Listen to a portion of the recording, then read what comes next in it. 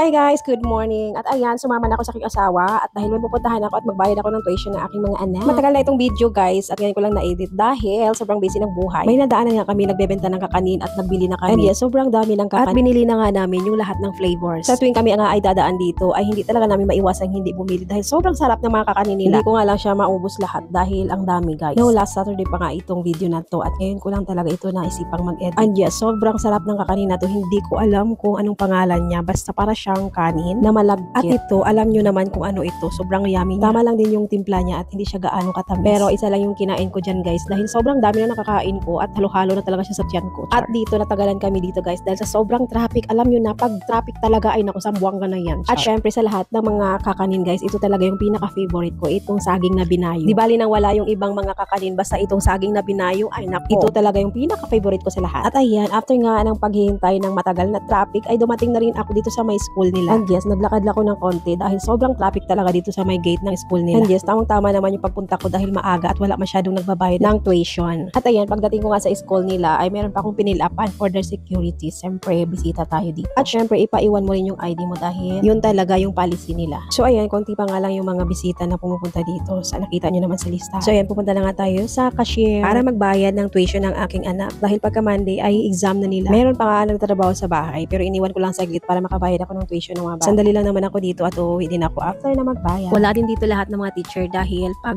kahapon ay meron kaming meeting dyan pero hindi ako umattend at yung dalaga ko lang ang nag-attend sa meeting dahil nga busy ako at meron kaming pinapagawa sa bahay. Hindi nga ako kagad nakabayad dahil kailangan pa yung statement of account kaya dito ako kumuha sa may opisina nila. So ayan, tamang hintay nga lang ako dito. And ayan, after a while, ay nakabayad na rin ako sa wakas at makauwi na rin ako. Dali-dali na nga akong umuwi dyan dahil nga meron pa akong pinapagawa sa bahay at kailangan na nila ako. Tawag ng dalaga ko pero mas lang kailangan. So ayan, nakauwi nga din naman ako sa bahay at naabutan ko yung mga gumagawa sa bahay. Meron lang naman kasi silang kulang na material kaya agad-agad ako. So ayan, tamang-tama naman yung pagdating ko. Mga ilang minuto ay dumating naman itong mga parcel. Oh, sobrang excited akong buksan. Nag-order ako itong barley kasi malapit na talagang maubos yung maintenance namin. Hindi pwedeng maubusan kami dahil ito na nga yung ginagamit namin araw-araw namin mag-asawa. Yes, kung baga part na siya ng buhay namin, charis. At ang yung pinaka-excited akong buksan ay ito, hair dryer nga nitong aking alagang pusa at saka yung nail cutter niya. At sobrang excited ako na paliguan siya dahil sa wakas meron na siyang pampatuyo ng buhok niya. Dahil nga namumblema talaga ako paano patuyuin yung buhok. Ay dahil nga sa sobrang kapal ng buhok niya ay nahihirapan nga akong matuyo. At buti naman ay dumating na itong order ko from TikTok. Ewan ko lang kung magkakasundo kami ni Nami na gamitin ito sa kanya. And ang nakaganda nito guys ay hindi siya masyadong mainit yung buga niya kaya parang pang